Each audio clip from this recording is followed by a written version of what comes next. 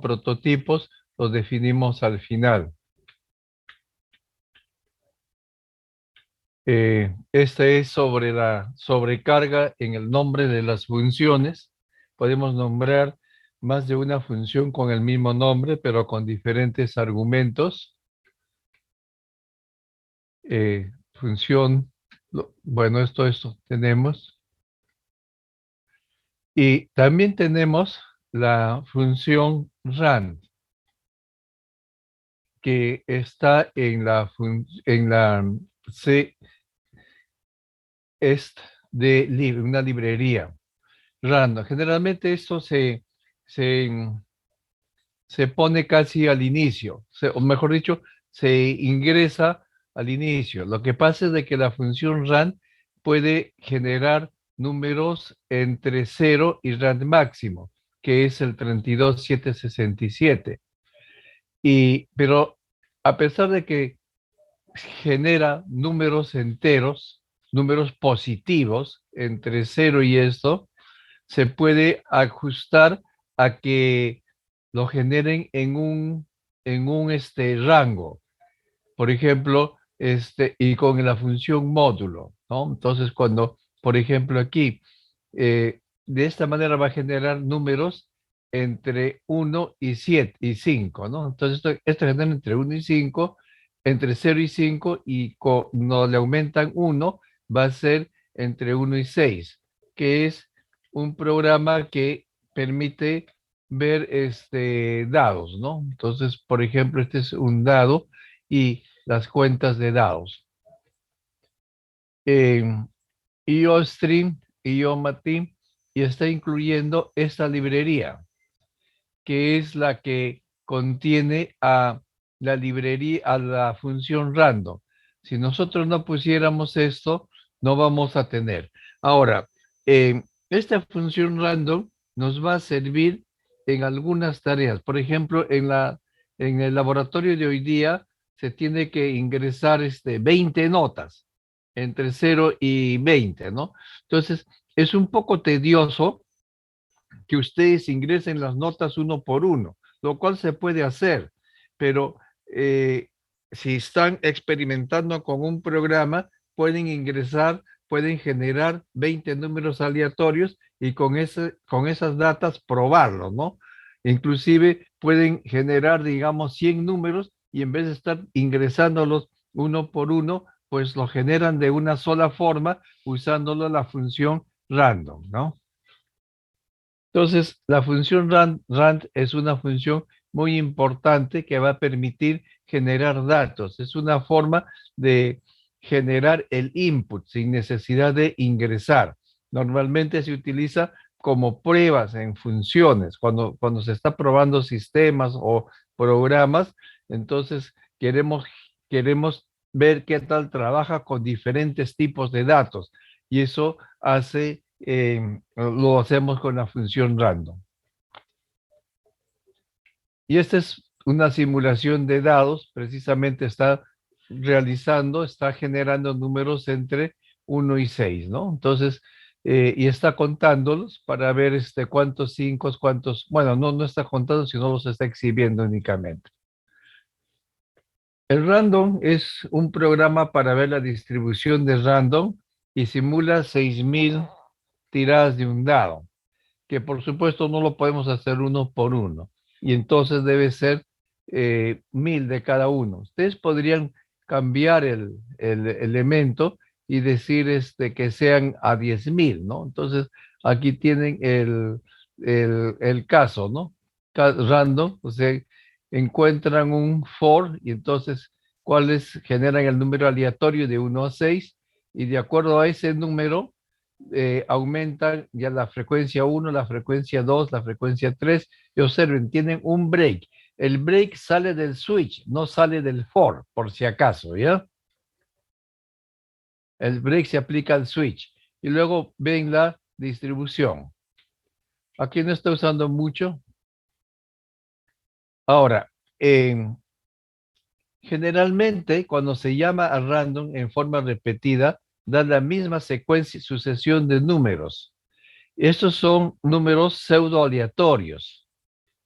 y es una secuencia que se repite y se repite, pero sin embargo, para obtener secuencias diferentes de random, se provee un valor de semilla y que es un punto de inicio para la secuencia de los números random.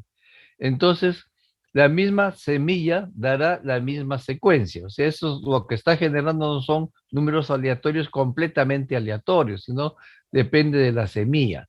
Ahora, una semilla puede ser el reloj del computador en segundos, por ejemplo, ¿no?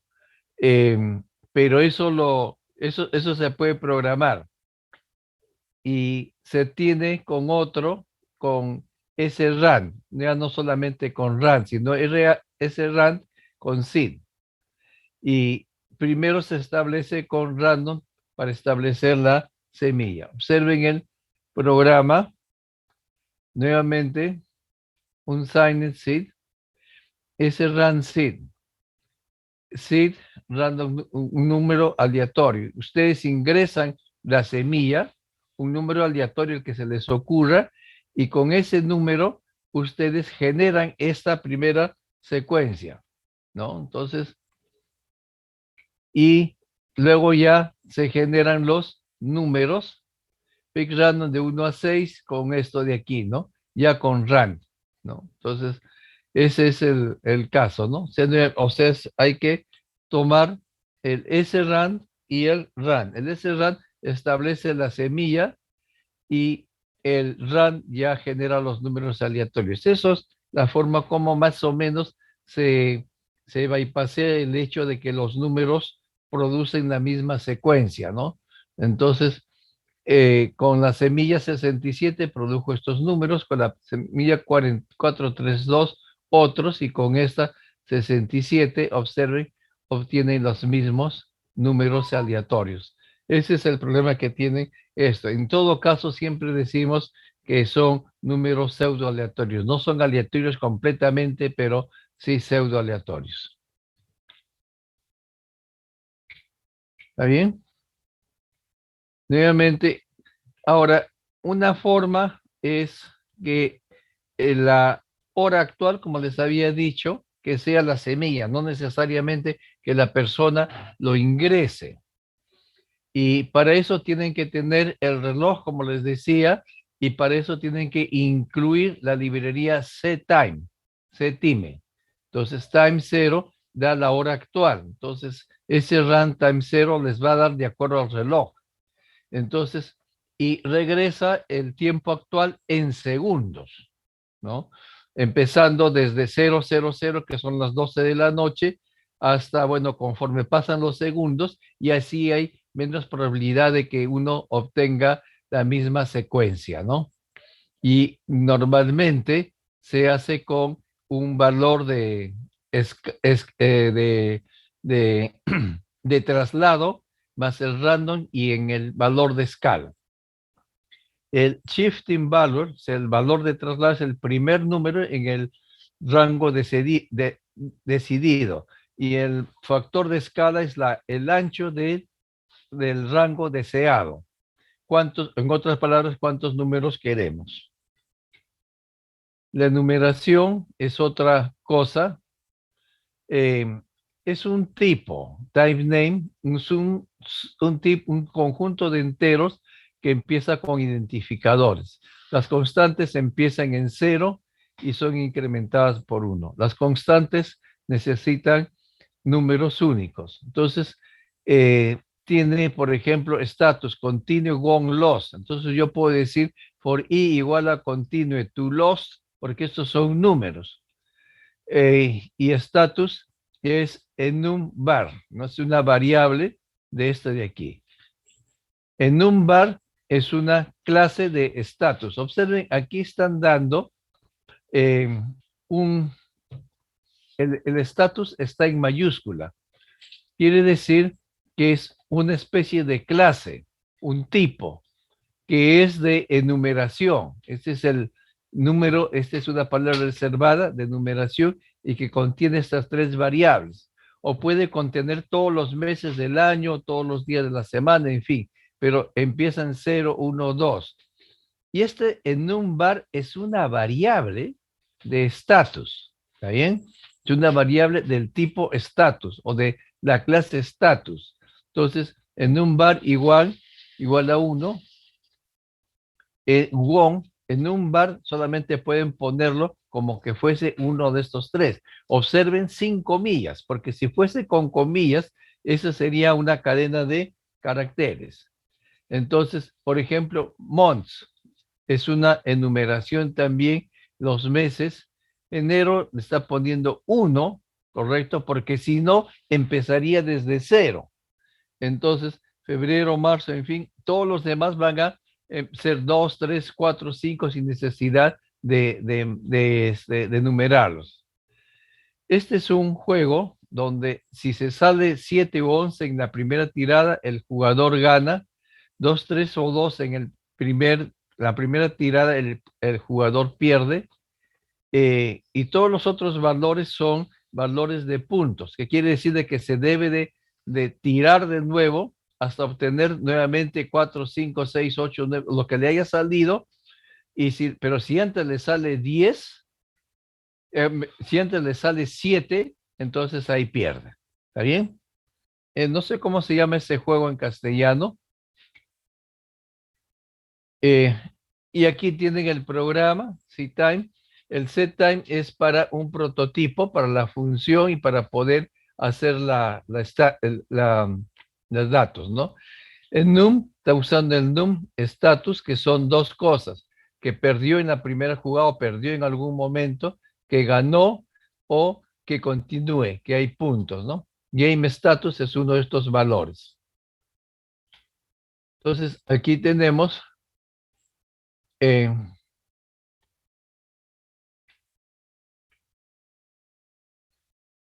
la función para tirar dos dados y regresar el resultado como un entero. Esta función me regresa un entero, pero observen, no tiene argumentos, ¿no? Es una prototipo. Entonces, continuamos. El status es una enumeración para saber cuál es el estado del, del juego actual. Entonces, ese runtime 0, que es lo que significa de que primero va a usar una semilla. Está llamando a la función roll dice, correr los datos y me debe retornar la suma. Y observen que más adelante está la función roll dice. Y de acuerdo a la suma, hacemos lo siguiente. El caso es 7, 11, entonces ganó.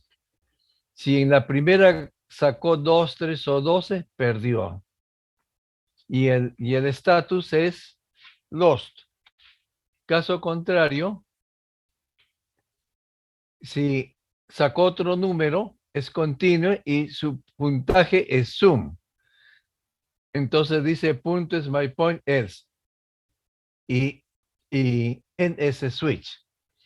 Ahora, si el juego no está completo o el game status es continuo, entonces nuevamente se tiene que correr los dados. Y si la suma es el puntaje que se tiene, entonces pasa a ganar. Pero si se saca 7, entonces es perder. ¿Está bien? O sea, es este while. Y finalmente debemos de tener, if game status es won, entonces el jugador ganó. Else, jugador perdió. Return 0. Y finaliza el programa principal. Este es el programa, es la función de correr die. 1 más run, primer dado, suma de trabajo es la suma de estos dos y esta es la cantidad que va a retornar. Observen, estas tres variables están declaradas dentro de la función. No tienen nada que ver, solamente lo que retorna. Luego, aquí dice, vamos a formar los resultados. ¿Qué es lo que hizo? ¿No? Por ejemplo, sacó 2 más 5 7 y entonces el jugador ganó. Eso es del principal, ¿no? Regresa a Workroom y así sucesivamente, ¿no? Entonces, ese es un programita que es de simulación. Las variables tienen atributos, clases de almacenamiento, eh, clases de... las variables tienen atributos, hemos visto nombre, tamaño, tipo, valor.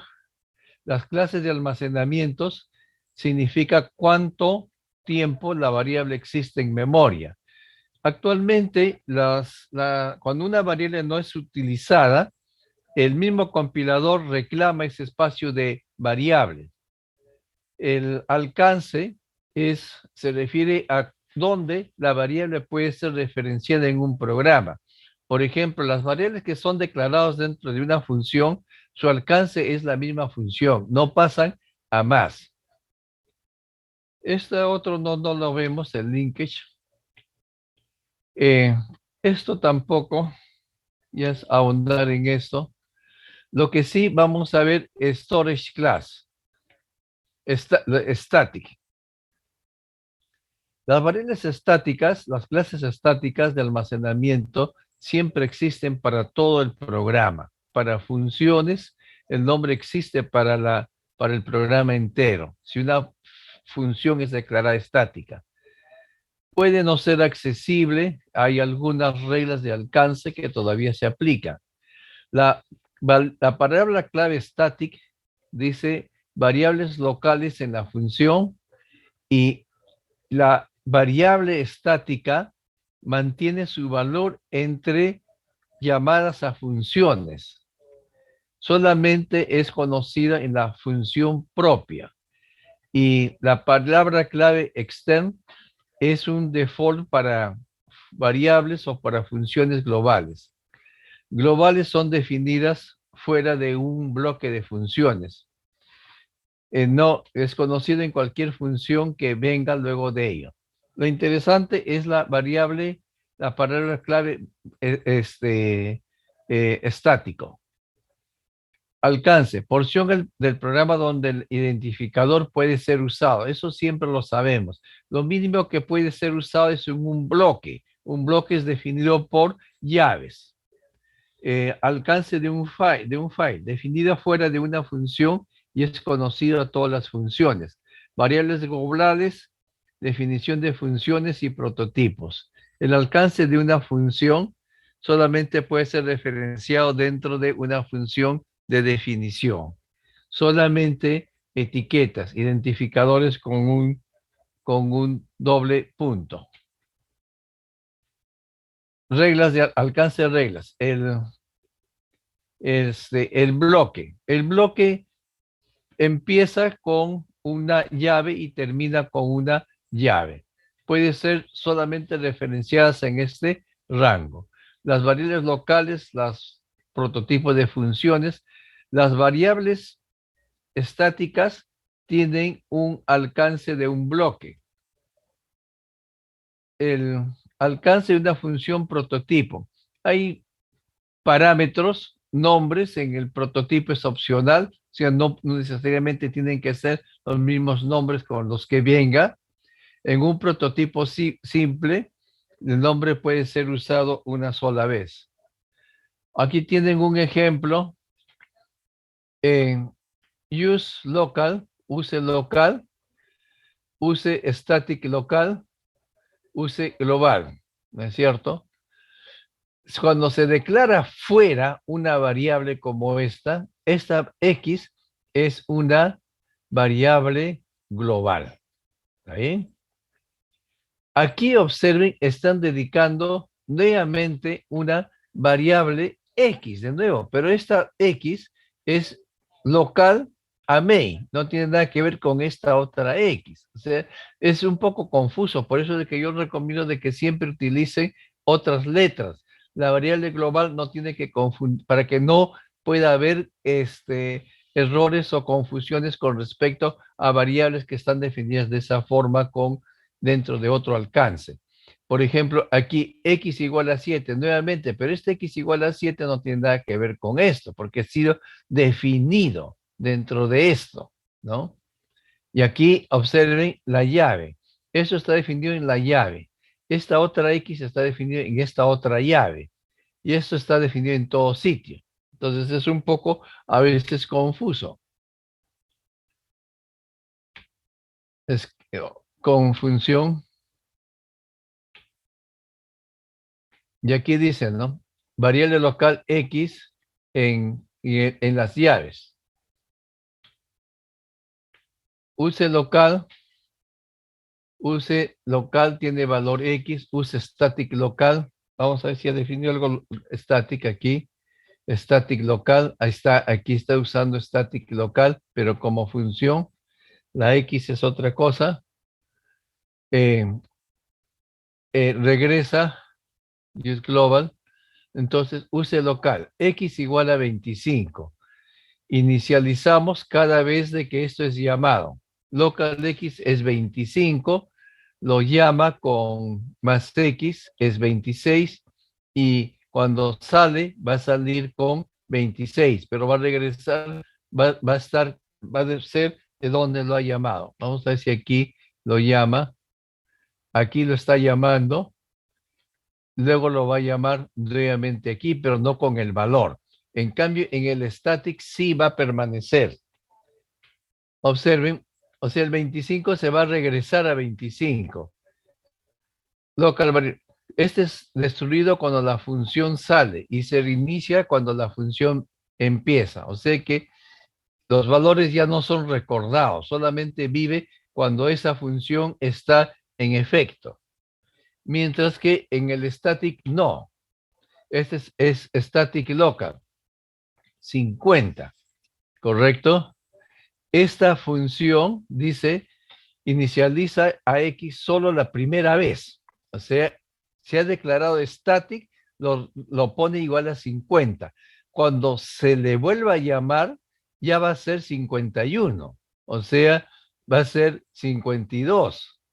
Luego 53, o sea, mantiene el valor y solamente es inicializado una sola vez porque ha sido declarado static.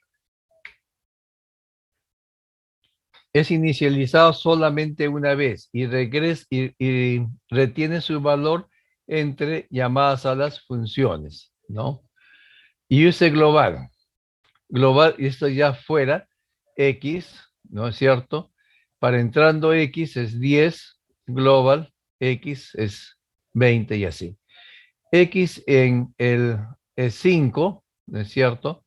En el entero es 7 y cuando sale vuelve a ser 5. Eh, use local es 25, X es 26 al salir, en el static es 50 y 51, global es 1 y luego es 10, porque aquí se ha multiplicado, ¿no? Cuando salga es 10, ¿no? Bueno, esta función no declara ninguna variable, usa la variable global. O sea, aquí no se ha declarado ninguna X. Por eso es de que está usando el X. De esa manera sabe, ¿no? Si usa la variable declarado en el principio del programa. O sea, no confunde las X con los anteriores. Ahora, local X es 25 cuando entra a use local. X es 25, de nuevo, observen, cuando usó local, y es 26.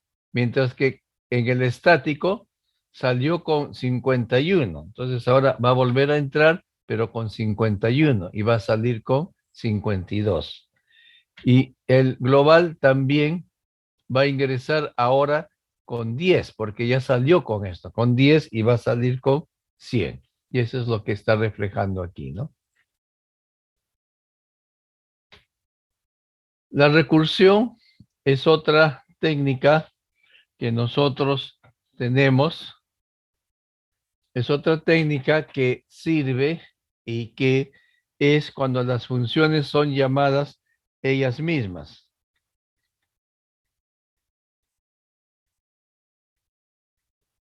Las funciones que se llaman a ellos mismos. Es una forma elegante de de,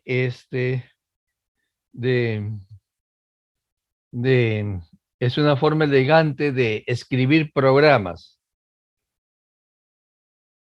y, y se basa en el principio de inducción matemática. ¿Qué significa el principio de inducción matemática? Que solamente puede resolver un caso, que es el caso básico. Entonces, todas las llamadas a las funciones deben reducirse al, al caso básico. Y si no es el caso básico, entonces quebrar el problema en problemas más pequeños y lanzar otra copia, una nueva copia de la función para trabajar en el problema más pequeño. Entonces tenemos una llamada recursiva, es un paso recursivo. Lentamente converge hacia el caso base. Funciones hacen llamadas a ellos mismos dentro de la oración de return. Eventualmente se obtiene el caso base y se resuelve. Y luego se trabaja en forma al revés, de abajo hacia arriba.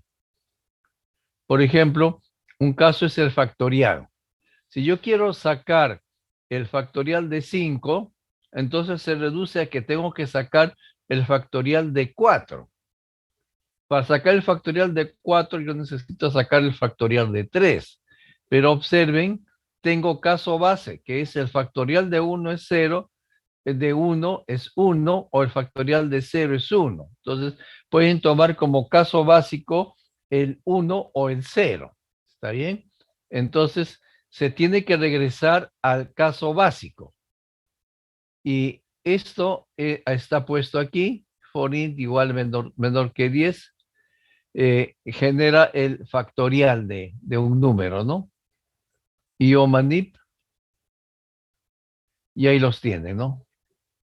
Ahí está, observen, ha puesto long factorial, etc. Sin embargo, este factorial es una función que crece muy rápidamente. Los computadores no van a poder calcular factorial de un número, digamos, 60, por decir, ¿no? 60, factorial de 60 es un número muy grande. Vamos a ver esto que es la 314 para experimentar eso.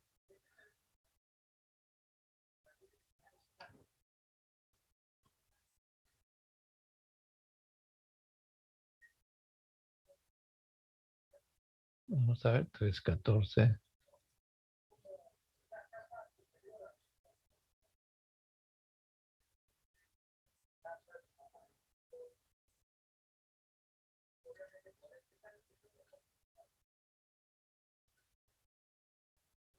Bien, voy a compartir con ustedes todo. ¿Ven la pantalla? Espero que sí. ¿Ven esta pantalla de DEPSE, el programa 314? Sí, profesor, sí se ve. Profe. Ya, perfecto, ya me contestaron con el chat. Muy bien. Entonces, eh, esto funciona bien si nosotros tenemos esto. ¿Ven la pantalla negra? ¿No es cierto? ¿Ven la pantalla negra? Sí, profesor. Ya, muy bien. Entonces, yo voy a cambiar esto para que trate de encontrar no hasta 10, sino hasta 40, por ejemplo. Y ahí tenemos que tener un poco de cuidado. Si es 40 veces que va a hacerlo, ahí lo tienen. Pero observen que a partir del factorial de 34 me está dando 0. ¿Por qué? Porque significa que este computador, esta máquina, ya no puede trabajar con más números. ¿Está bien? Ahora, aquí hay algo diferente. Por ejemplo, aquí ya empezó a fallar antes, ¿no?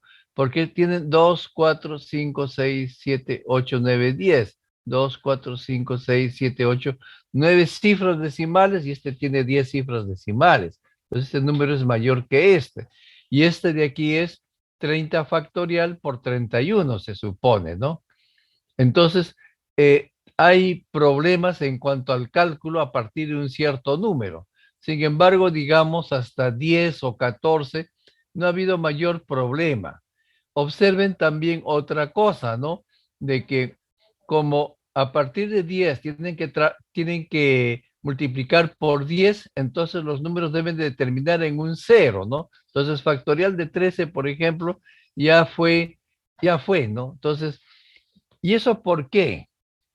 Esto de aquí se debe a que se ha usado un long que tiene, creo que, un límite, 32.567, algo así, ¿no? Entonces no va a poder eh, trabajar con números muy grandes. Entonces, esa es la dificultad que se tiene. ¿Podrían ustedes trabajar y decir doble factorial, un doble?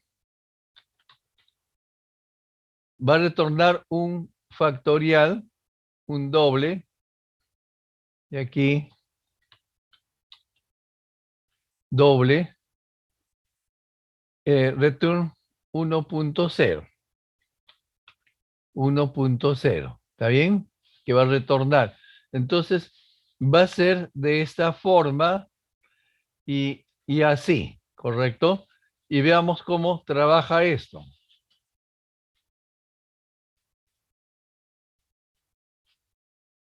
Observen, aquí se ha puesto hasta 40 y ha puesto con notación exponencial a la 0,47. Aún así, tenemos cierto problema, ¿no es cierto? Entonces, va a haber dificultades. Inclusive, si yo le pongo, por ejemplo, 60, vamos a tener dificultades al momento de evaluar.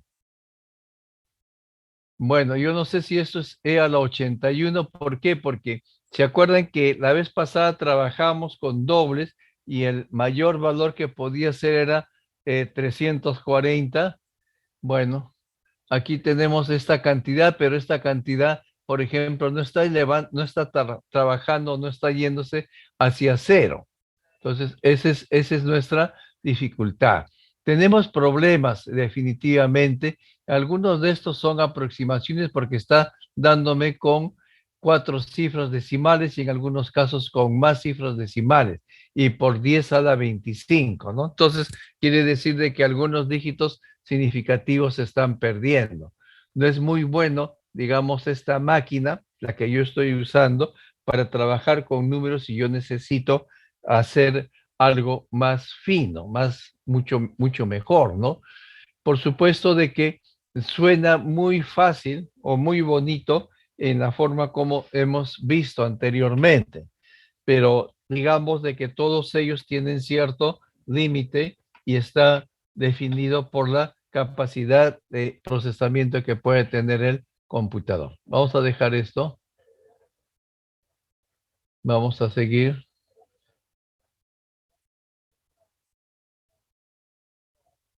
¿Dónde está? Acá está. Es cierto. Entonces, aquí, por ejemplo, bien vivo el autor porque lo pone I menor o igual que 10, ¿no? I menor o igual que 10 porque sabe de que no va a haber problemas con factorial de 10 para estos números. Y observen, sale 3.628.000, pero si multiplican esto por 11, no sé si habrá dificultades. Pero el caso es de que todos ellos deben de acabar en cero, ¿correcto? En un cero o dos ceros. Otra cosa que se tiene usando la recursión son las series de Fibonacci. La serie Fibonacci es 1, 1, 2, 3, 5, 8. Cada número, la suma de dos números anteriores. Entonces, la fórmula es de esta manera. Entonces, el caso base tiene dos elementos. Los elementos son el Fibonacci 0 y el Fibonacci 1, ¿no es cierto? O si gusta, pueden decir el primer número Fibonacci es 0 y el segundo es 1.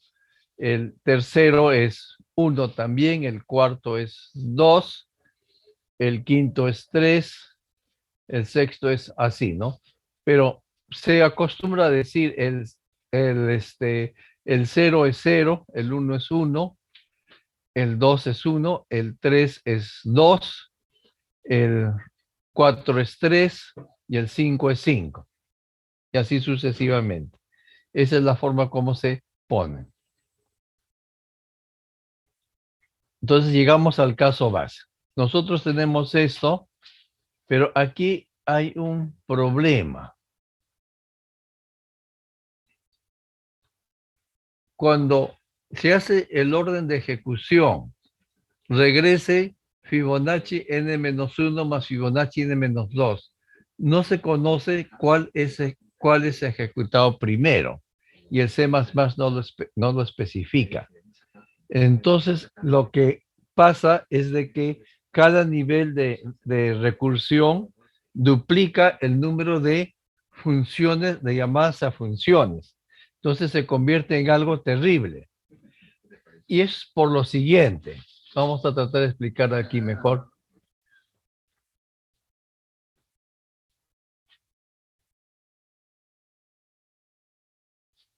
Por ejemplo, yo quiero llamar Fibonacci de 40. Entonces, tengo que llamar al Fibonacci de 39 y al Fibonacci de 38. Pero para llamar al Fibonacci de 39, yo tengo que llamar al Fibonacci de 38 y de 37. Y para llamar al Fibonacci de 38, tengo que llamar al Fibonacci de 37 y al Fibonacci de 36. Y luego, para el Fibonacci de 38, yo tengo que llamar al Fibonacci con 37 y 36. Y aquí 36 y 35. 36 y 35. 35 y 34. Tengo que llamar de esta forma. Y luego tengo que llamar para el 37, tengo que llamar 36, 35. Luego 35, 34. Luego 34, 33. Luego 35, 34. Luego 34, 35. 34, 35. Y así sucesivamente. 34, 35. No, aquí es el 30. A ver, 37 es 36. Voy a 36, 35. El 36, 35, 34. El 36, 35, 34. Y aquí este de nuevo tiene que llamar este 36 al 35, 34. 35, 34. Luego este otro 35, 34, 33. Este 36, 35, 34. Este 35 tiene que llamar al 34, 33.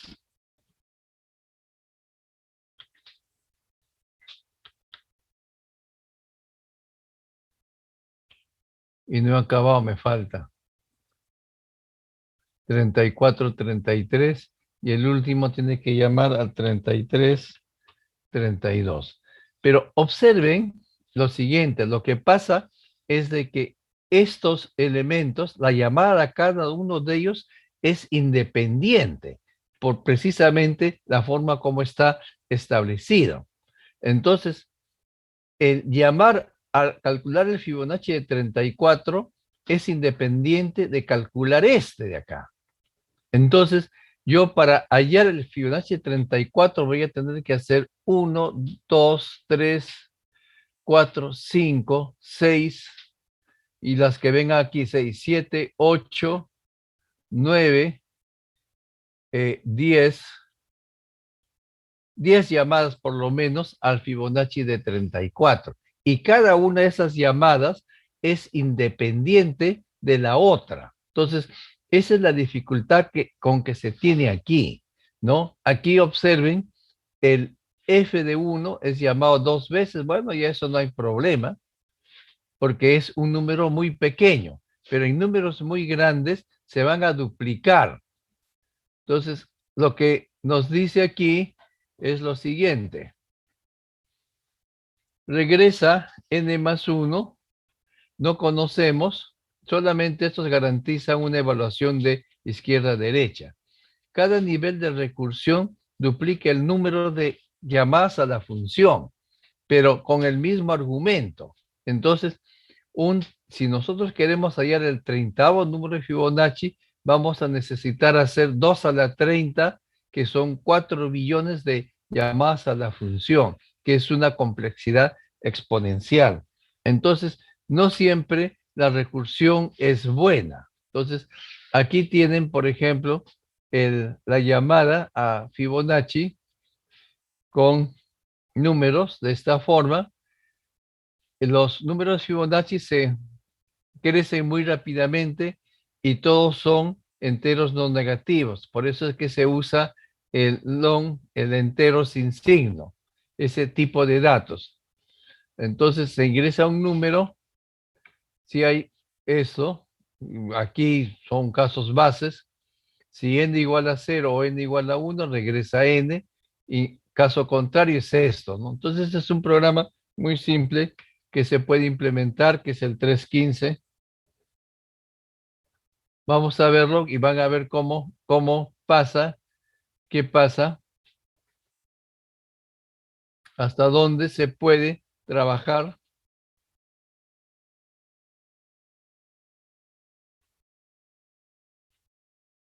Tres, 15. Ya.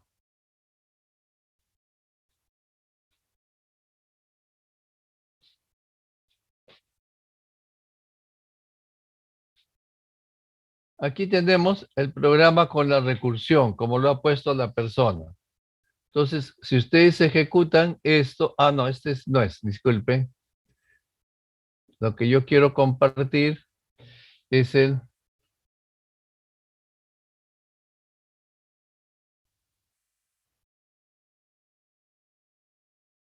este de acá.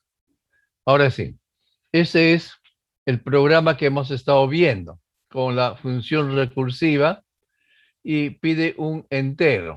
Si nosotros lo ejecutamos, esto, si ejecutamos, pide un entero, por ejemplo, le pongo 5, no va a haber problema. El Fibonacci de 5 es 5. Aquí podemos ver Fibonacci de 0 es 1, 0, 1, 1, 2, 3, 5. 1, 2, 4, 5. Ya, empieza en el Fibonacci 0. 0, 1, 2, 3, 4. El 5 es 5, ¿correcto? Pero empieza con 0, Fibonacci de 0. ¿Ven? Ahora, si nosotros le ponemos, voy a ponerle un número grande. El número grande va a ser de que se hagan múltiples operaciones y por lo tanto vamos a tener una demora en la ejecución. Bueno, no tuvimos casi demora, lo calculó fácilmente, ¿no? O sea, 30 es casi instantáneo. A ver, 40, miren, demoró un poquito. ¿Está bien? Profesor, Sí, profesor, buenas dígame. tardes. Buenas tardes, profesor. Su pantalla creo que no está compartiendo. Ah, verdad. Ya, gracias por avisar. Ahorita lo comparto. Ya, observen, este es, Sí, si ven profe. la pantalla negra ahora, un momentito, ¿ven la pantalla negra? ¿Sí? También, sí. Ya, ya. Por ejemplo, yo le pongo 10, ¿está bien? Entonces, casi no demoró mucho. El Fibonacci 10 es 55. Perfecto. Entonces, sí, no, por la rapidez de la máquina. Pero yo le pongo 30, tampoco creo que va a demorar mucho. Está casi instantáneo. ¿Está bien? O sea, hay un gran poder de procesamiento de esta máquina. Pero todas las máquinas tienen un límite. Yo le pongo 40 y van a ver que va a demorar un poquitito, ¿ven? Pero ya lo calculó, ¿está bien? Entonces vamos a exigirle más. Vamos a pedirle 45. Y observen, ahí se detuvo. O sea, hay una gran cantidad de datos que está procesando hasta que por fin lo calculó. ¿No es cierto? Porque está en el rango de los números que puede hacer, pero ya demoró. Ahora, si yo pongo 48, peor todavía, ¿no? 45 a 48. Con 45 se demoró, con 48 se va a demorar mucho más. No lo está encontrando. ¿Por qué? Porque hay muchos de esos números que tiene que hacer el mismo cálculo. El de 34 tiene que repetirlo como 10, 20 veces. Y lo mismo con 32, con 30, en fin. Entonces, son números con los cuales tiene que trabajar y que los va demorando. Ya lo encontró. Observen. Pero ¿cuánto demoró? No lo dice aquí, lamentablemente. Pero si ustedes toman el tiempo, no es como que estamos acostumbrados a que el programa lo resuelva en forma casi instantánea. Entonces, hay una demora y esa demora es porque se ha implementado mediante recursión. Entonces, lo que tienen que hacer es implementarlo mediante un proceso iterativo. ¿Está bien? Entonces, no todas no todos los,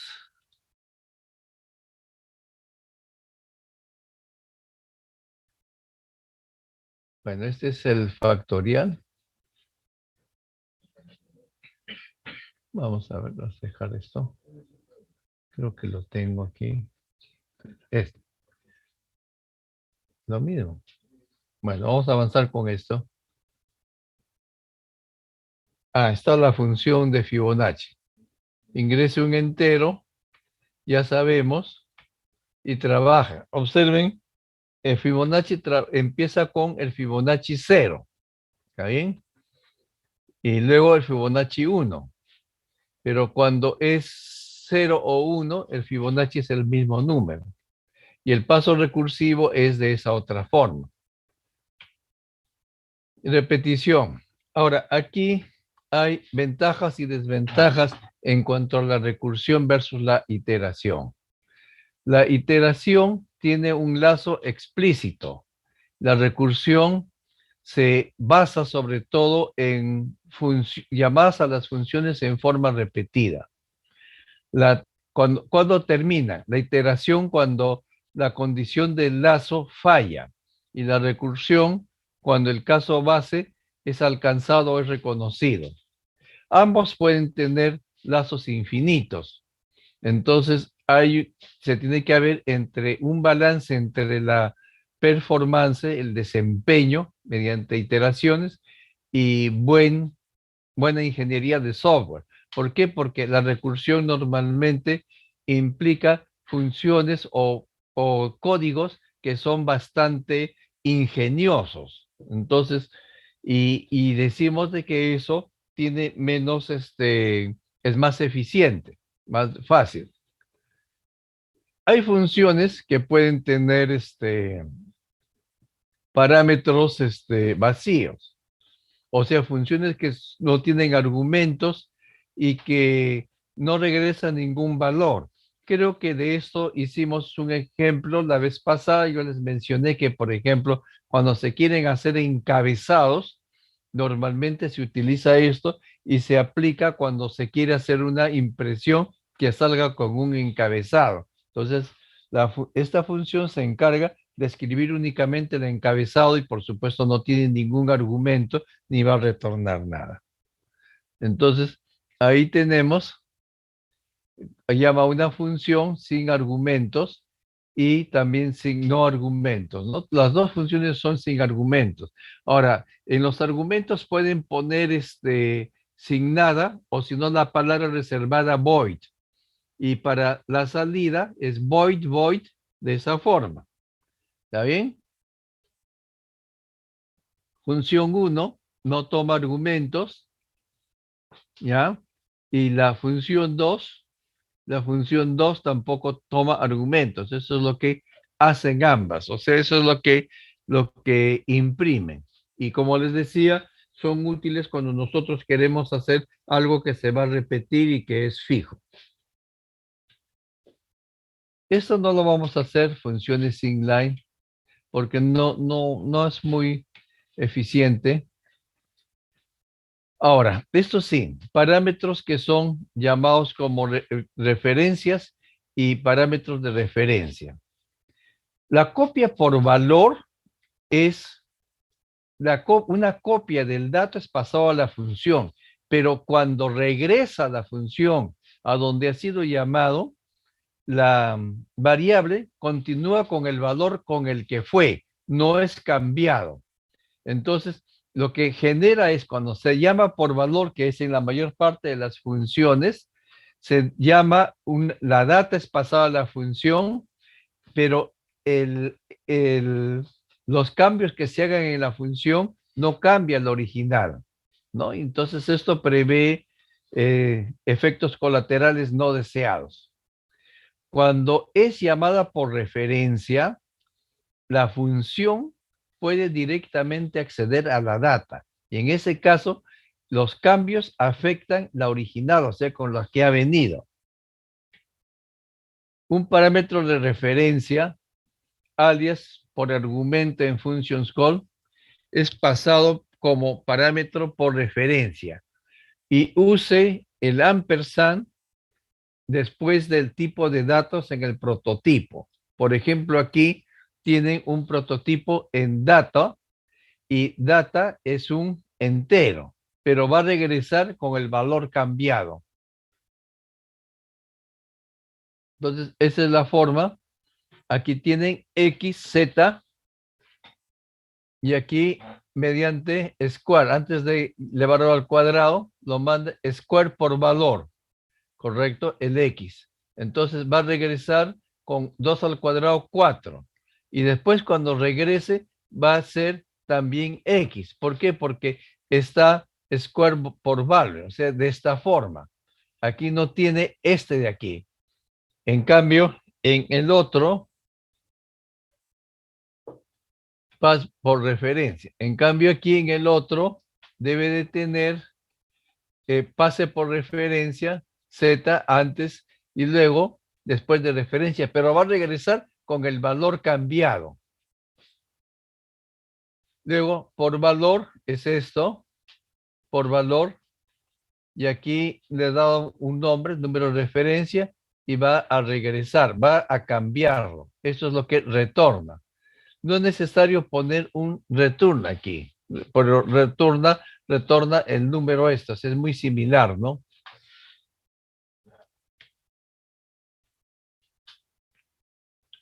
No es modificado, cambia numRef con un alias para el parámetro original. Entonces Z es cambiado. Y entonces X igual a 2 antes de ir. Luego se eleva al cuadrado y la función es 4, pero cuando regresa al principal sigue siendo 2. En cambio, cuando se ha pasado por referencia, era 4 antes y luego regresa al problema principal con 16 porque ha sido cambiado de la otra forma. ¿Está bien? Hay referencias y parámetros de referencia que se trabajan con punteros. Nosotros vamos a verlo eso después de ya del parcial, me imagino, ¿ya? O sea, todo lo que es punteros. Referencias son alias para otras variables, si se refieren a la misma variable. Este es ya, este está dando la dirección donde está puesto esto. Entonces, esto no lo vemos ahora. Lo podríamos, bueno, ya esto ya lo dejo. Argumentos de default. Si necesitamos, lo vamos a ver luego. Esta variable normalmente no lo vamos a usar porque lo usamos bastante para cambiar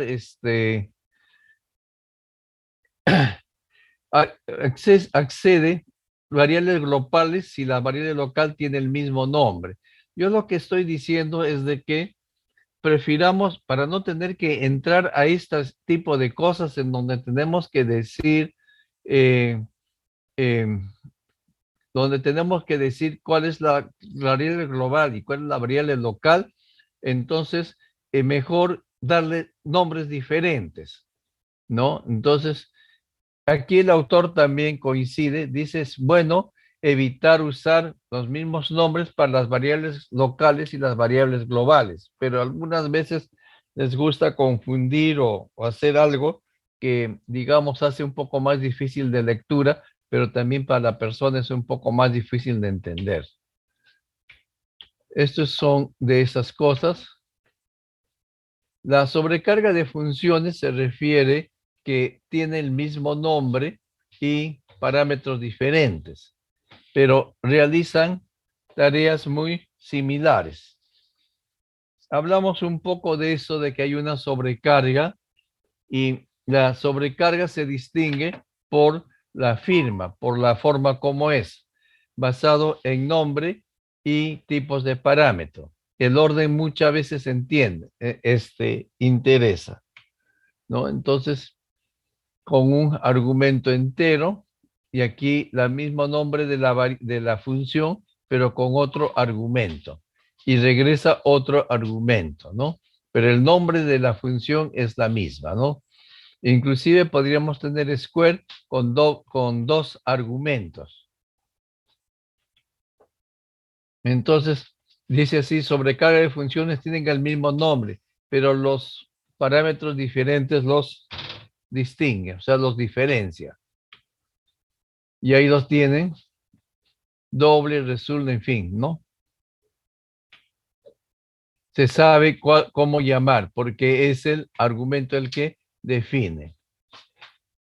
Esta es la función square para enteros, para dobles también es lo mismo. Nothing. Estas cosas así. Bueno, esto tampoco vemos. Son templates. Bueno.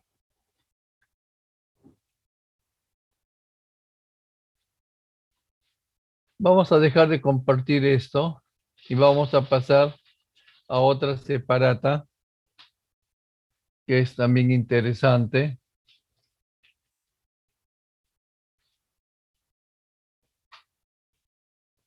Arreglos. Este es el último tópico que vamos a ver para antes del parcial, ¿correcto? Y arrays tiene bastantes cosas. Es una estructura de datos y trabaja con referencia, lo cual significa de que si ustedes llaman una función, tiene como argumento un arreglo, ese arreglo va a ser modificado, puede ser modificado. Entonces tenemos arreglos, estructura, un arreglo es una estructura de ítems de datos relacionados. Es una entidad estática y tiene el mismo tamaño a través del programa. Tenemos punteros basados en arreglos y arreglos como objetos, que son los C++, ¿no? Es un objeto, pertenece a una clase y son trabajados como que pasan por referencia. Un arreglo es un grupo consecutivo de localizaciones de memoria.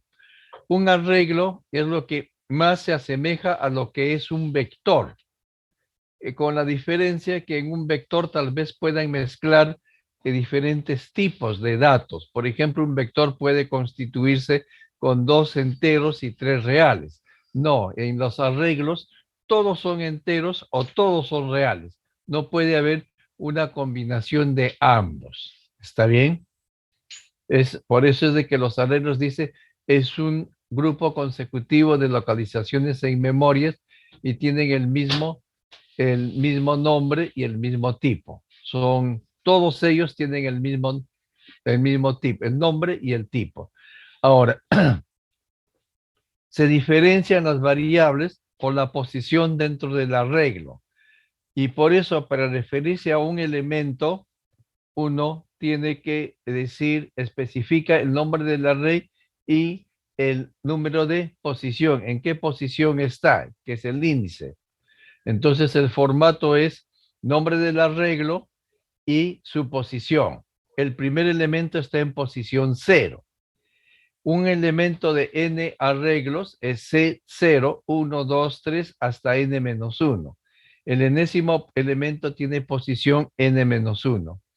Observen, si quieren acceder al elemento Cn, les produce un error de overflow. Overflow significa de que están traspasando las fronteras o el tamaño que debe de tener un arreglo. Cualquier elementos, los elementos de un arreglo son cualquiera, se tratan como otras variables y siempre con el índice. Por ejemplo, si C0 es 3, count C0. Ahora, dentro del subíndice pueden realizar operaciones. C de 5 menos 2 o C de variable X más variable Y, pero siempre y cuando X más Y no traspase el tamaño del arreglo. Entonces, aquí tienen una idea, la forma como están, todos están consecutivos, tienen C0 hasta C11. Esto les permite generar muchas estructuras que tienen que necesitan más de un elemento. Por ejemplo, lo que les decía, ¿no? Y en el seminario tienen un problema que trabaja con notas de 20 alumnos y los datos se van a generar en forma aleatoria. Entonces, en vez de tener que ingresar los 20 datos uno por uno, ustedes los pueden generar con una función random y ubicado en el punto preciso. Cuando se declaran los arreglos, se especifica el nombre, el tipo del arreglo, cualquier tipo de datos y número de elementos.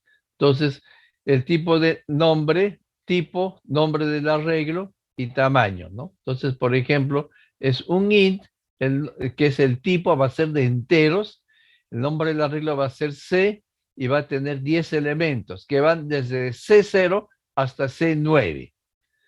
Aquí tienen 3.284 de reales que va y los índices van desde 0 a 3.283, ¿no? Se pueden declarar más de un arreglo como las variables regulares. Este es el arreglo de tamaño 100, este es el arreglo de tamaño 27. Eso no hay problemas. Se pueden inicializar los datos de varias formas. Uno mediante un for, otro mediante una lista, como están especificando aquí, con la estructura de paréntesis. Inclusive se puede dar un solo elemento, por ejemplo, 1. Entonces, si es N5 es esto, entonces de esta forma.